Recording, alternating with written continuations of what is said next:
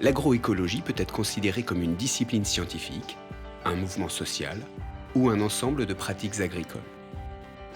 Parmi d'autres techniques, l'agroécologie regroupe l'agroforesterie, l'agriculture biologique, le compostage, les engrais verts et, ce qui nous intéresse particulièrement ici, les systèmes en semi-direct sous couverture végétale permanente ou SCV. Plus généralement, on parle d'agriculture de conservation puisque ces systèmes permettent de conserver les sols. Les SCV s'inspirent de la nature comme modèle.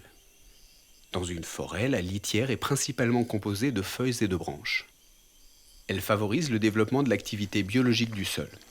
Elle va être progressivement décomposée en éléments minéraux et en humus. Avec ses racines, l'arbre est capable de prélever ces éléments et de les recycler.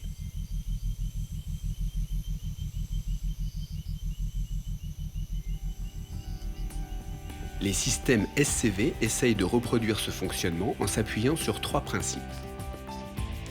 On ne laboure plus le sol. Le sol reste couvert en permanence. On fait des rotations et des associations de cultures. Les SCV reposent sur la production d'une grande quantité de biomasse sur les parcelles. En plus de conserver la matière organique et donc le carbone du sol, la biomasse régule la température et l'humidité. Elle protège contre l'érosion, alimente les micro-organismes et peut nourrir les animaux. En semi-direct, la biomasse est constituée de végétaux vivants ou de résidus de culture en décomposition. On sème ensuite directement dans la paille.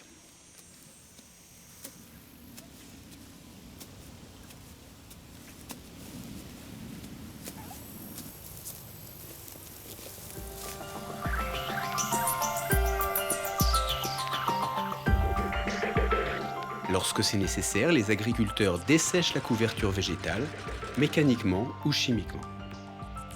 Inspirés par des pratiques de paysans aux États-Unis puis au Brésil, les SCV ont été progressivement adaptés aux zones tropicales humides.